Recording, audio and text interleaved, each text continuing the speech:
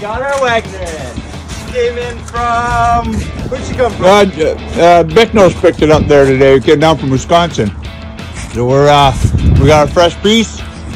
Yeah, we're just gonna pull her in. Back her in the garage here, unload her, get the ATV back in, get a little bit of heat on. We'll get this thing lowered in tonight. We're gonna watch some of the racing.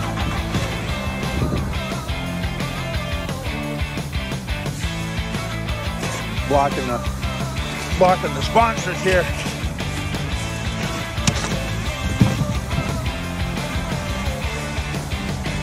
Cut her hard. That's good.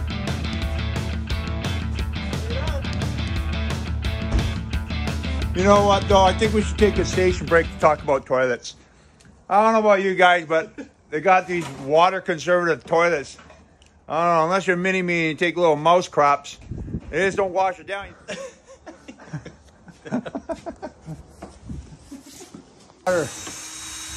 We got her loaded up pretty good here.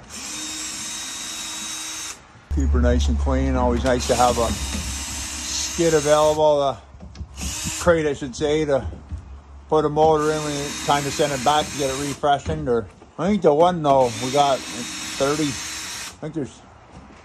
I got a book here somewhere, 35 races or something on it. Pretty good. All right, the big unveil. The guy was getting me to open it with this at first because he couldn't find it to fill up the gun. Yeah, that's not cool. All right. Let's see what you got in there. All right, the big reveal. Pull her off. Ooh. She is sweet looking. Right on. Let's get the girl out of there. What do you need, hop in? Yes, sir.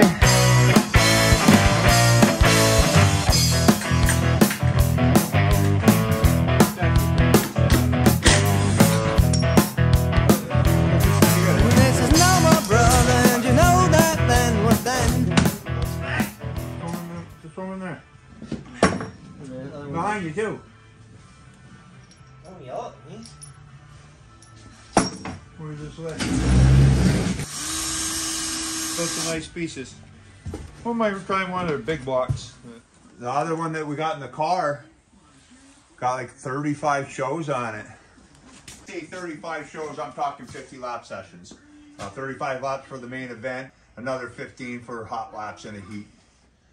But that was the motor there. And it was 3 races. And she broke a rod. Running third. First night out, we were at Merrittville, finished 8th. 8th in it. Humberstone, we ran a second with the new motor. We're at Merrittville, we were running third, and we were running strong, I remember that night. And we were running 190 degrees. And 50 pounds of oil pressure when she's hot. She was good, no signs of bearing issues, no fluctuation in the oil pressure gauge. So we put 140 laps on her. That's at 31 degrees of timing. And she burned up a bearing. So that's telling me the rod was too tight, just something that slipped through. Somebody didn't torque it up right, rod bolt failure, or it wasn't clearance properly. So sent it back, got a rebuild. And here we go. Yeah, nice little steel pan, 8 liters. We run the mobile one from Canadian Tire. Goes on sale for like 26 bucks. 040 mobile one. A European car formula, 25 bucks. So you do an oil change for 50 bucks worth of oil, $7 for your Wix oil filter. Rock and roll.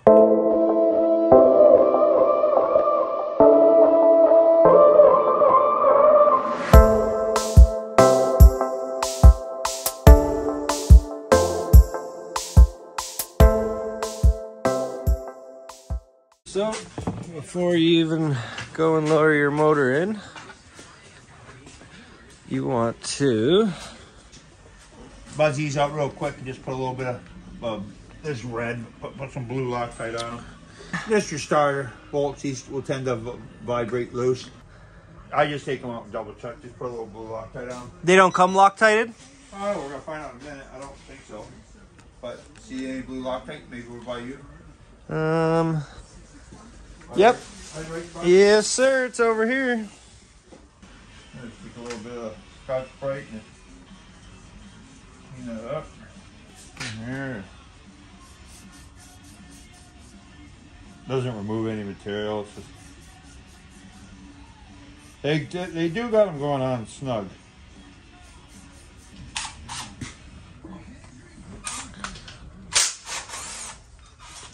No Loctite. You got the blue? Right there. You'd rather not have to pull the motor. It never sees. Opens. What you gotta watch is these motors are actually, it's all metric, not standard. So you go to pull your open motor out, you grab your 3/8 bolts, and they seem to start, and you go in, only about 2 threads, and it starts getting a little snug. It's because it's not 3/8 standard, it's your metric. Guys don't, most guys don't, I do. I don't care. It always comes off. Yeah, you can see there's some kind of, right from OEM, there's some kind of green on it.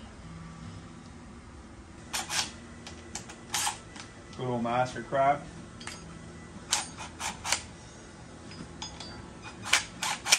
You can buy the bigger guns like the Walt and that. But what's nice about these ones, when we go to work on the race car, we get in between the wheel and we can hit on these nuts here. We can get it in here that because it's so narrow it fits in. What I kind of like about them.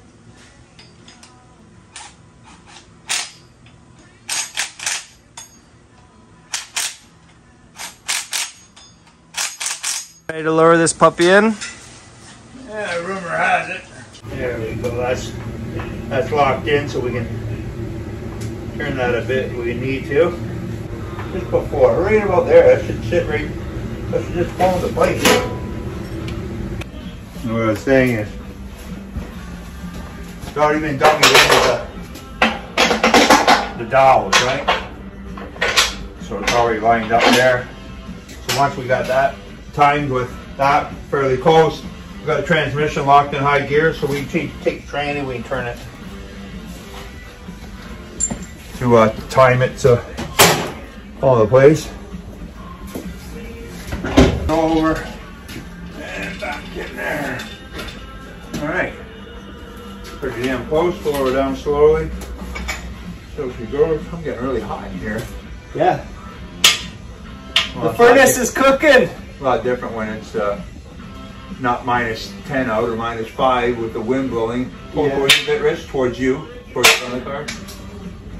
Get it down in here a little bit. If it's not perfectly lined up, you're wasting your time. It's not even close to being perfect. It's an inch out on the bottom. It's about a quarter inch from the top, so inch on the bottom. We're gonna jack the front off and take it off the jack stands, lower down a bit. Front end's gotta go down. There. We could use our air jacks, but our compressor hasn't been started yet today. Compressor's not on. We don't need a compressor. We're just got a couple jacks. You're trying to line up the dowels. You got a dowel on this side, and then you have your input shaft in the middle. I don't know if I could see that through here. You could just ever so see it down there in the middle, right there.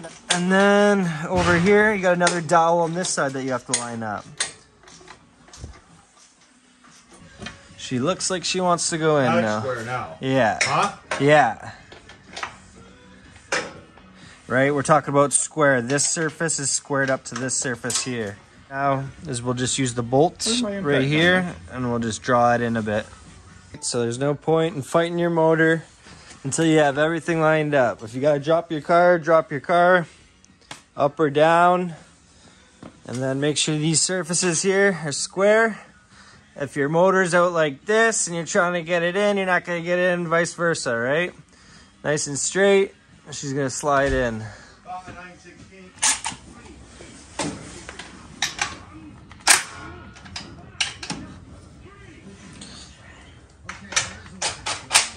And as you can see, he's just going back and forth.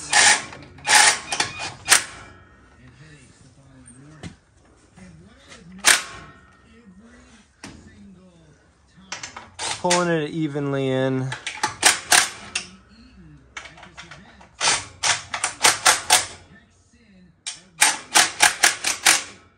How's she looking? Just looking almost there. Make sure the other side too. I don't want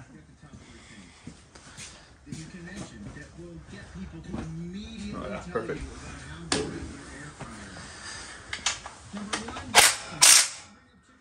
Little rat-tat-tat of the gun. There you go. There she is. There you go. Not sure if everybody knows this, but Bicknell chassis, they were originated in Niagara. Yep, Port Dalhousie, I think. When they started building their first cars professionally. Pete and Danny Rosardo, they are high school buddies, and I think built their first car in high school, some high school project. But don't listen to me, I'm usually wrong. Well, I was like last week there, we had the shifters. If you do it the way I was doing it, you're racing in reverse. Your high gears and high gears forward. That's what I was thinking. I was telling you guys. I was watching your video and I said, no, man, that's wrong. I was telling you guys back here was direct drive. But no, it's forward here. That's your direct drive. Yes. So you'd be racing around. Race the way I set you up last week, you'll be going real quick and backwards. You'll be racing in low.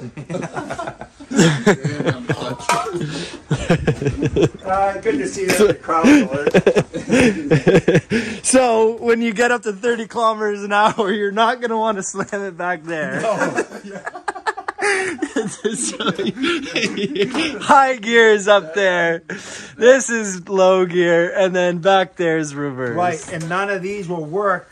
Back here are high gears direct, so when you're back here, they won't engage until you push that clutch handle. That engages your transmission.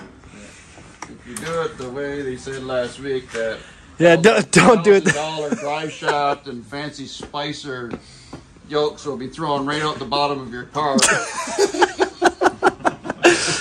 You rookies do not speed shift like this. Hey, we're not perfect, but we'll correct ourselves when we know we made a mistake. Always good to admit when you're wrong. That's for sure. We're going to put our front mount in. This is the front mount here. But I need the bracket. Off the other car? No, I think I got it here somewhere. Oh, here it is, here. And here's more metric hardware. Here's a setup for the front. And then that's another one. So we got one for sale. Anybody looking for one? 70% for something like that. There's no wear and tear on that stuff. There you go, 70% of new.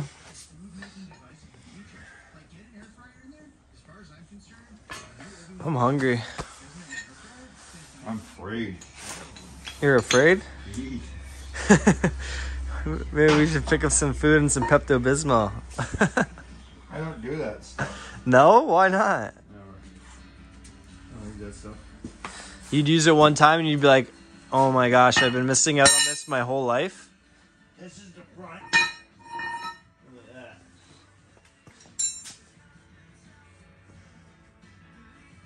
Bolt to bottom of engine before installing. This is right on there. I've been here before. Oh well. So that is actual note that Fred wrote on that last time. You gotta take the front two bolts out of here. Put the motor, the front oil pan, they're sealed, eh? It's kind of really stupid. It's a sealed bolt. But we gotta take the two front ones out to put our motor mount in. And the answer is yeah, I don't like to Loctite the aluminum. So we can't find one of the bolts for the front motor mount, so we are gonna jet over to Bicknell's and grab it. It is 4:20 and they actually close at 4:30. Luckily, they are Hop, skip, and a jump away. Alright, so we're back from Bicknell's. Tyler set us up with a couple bolts. We grabbed some brackets for the back of the seat. A little bit of Arby's to chow on. Yeah. Good old Arby's. Arby's burgers. You gotta get them. 5 burgers on for 15 bucks. Yeah, the girl wasn't having a very good time though. No, she doesn't like her job, I guess. So we had to put up with her. I like putting the bolt like this in this way instead of the other way, because if we go like this and someone gets under there try to help me out and tightens that up, I'm always afraid of that screwing up and hitting into the pan. Make sense? Yeah. So I just go this way here like that. Sometimes I get guys that just helping me out at the track and that, and they think they're doing you a favor, torquing up stuff, and nobody meant to do anything.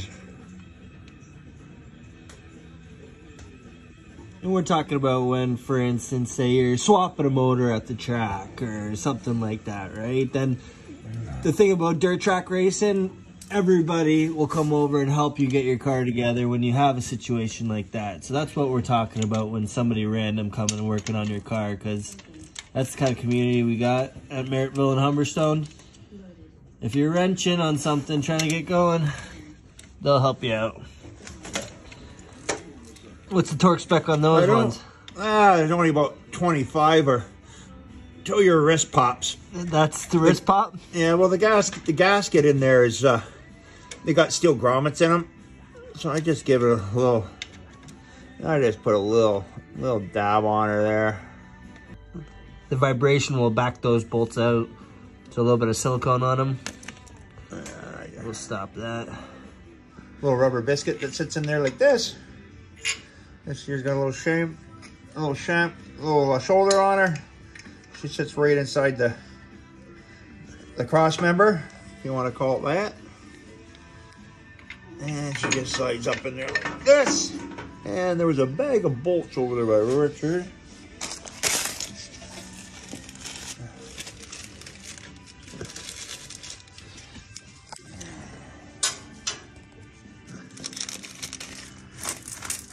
Them over there. Put the flat washer on the aluminum. Put your lock nut over there on the steel. Arby's classic burger. Oh yeah.